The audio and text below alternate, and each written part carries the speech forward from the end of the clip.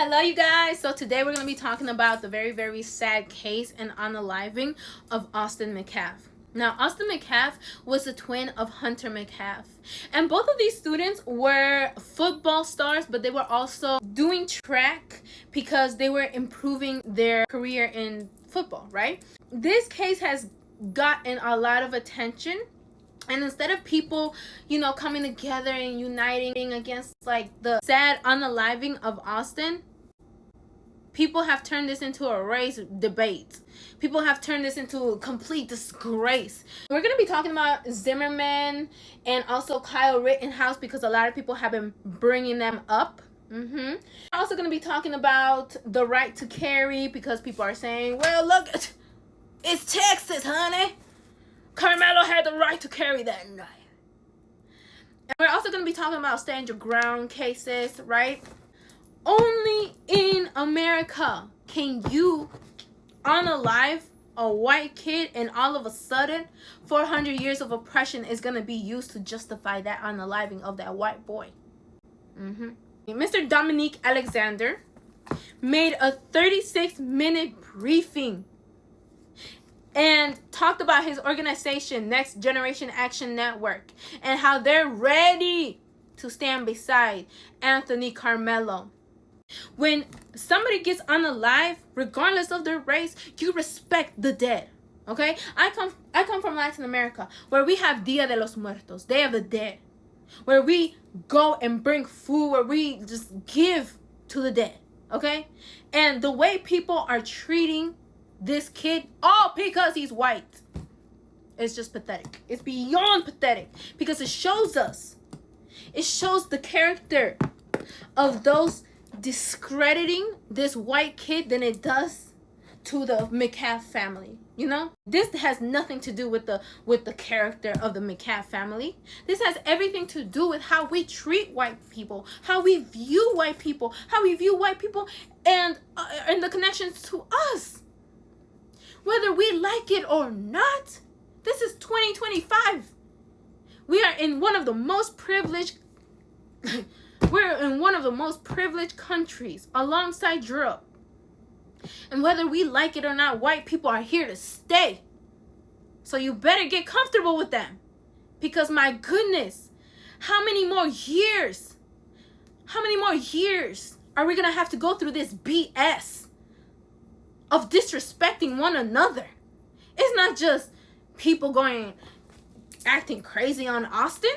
It's also people acting crazy on Carmelo.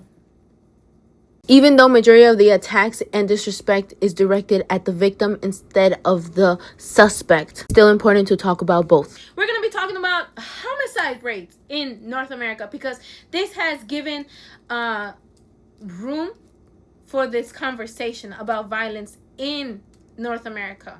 Now, one thing out of this case that is very, very important is the lesson, right?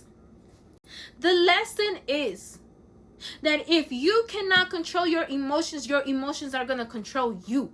And Anthony Carmelo is the example of this. I also want to talk about and show you guys the snippets of Mr. Jeff Metcalf and the interviews that he did because, again, out of anything that you take from this case, it should be lessons. You should be getting lessons, okay?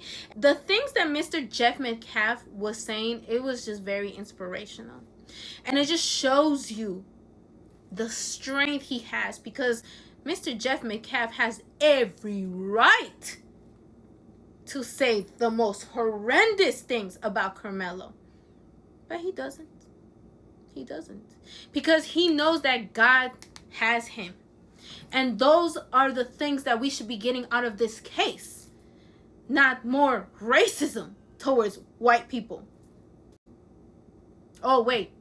I'm sorry. I forgot. Apparently, we can't be racist to white people. Okay, you guys, so this is the police report, and this is Mr. Eduardo Cortez talking to Anthony Carmelo. Now, all the links to the information that I have is on my Discord. I do have Patreon, but there's like some stuff going on with my account that I gotta fix, so Discord it is. The police report goes, The suspect at this point was on the track on the north end. There was a chain link fence that separated me from the suspect. I gave the suspect instructions to keep his hands up in the air. During this time, the suspect said verbally out loud, "I was protecting myself." It should be noted that I had not questioned him about the incident when he made that comment. I asked him if he had any weapons, and he said no.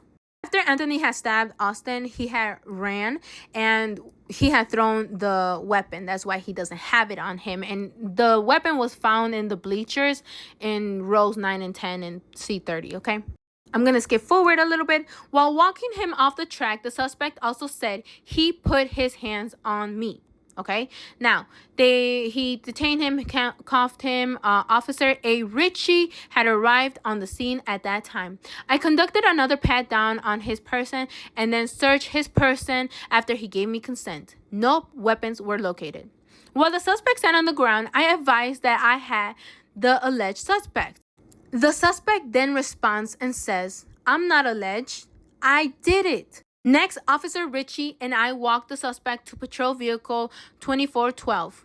I'm going to skip a little bit. As we were walking to the squad car, the suspect was emotional and said he put his hands on me. I told him not to.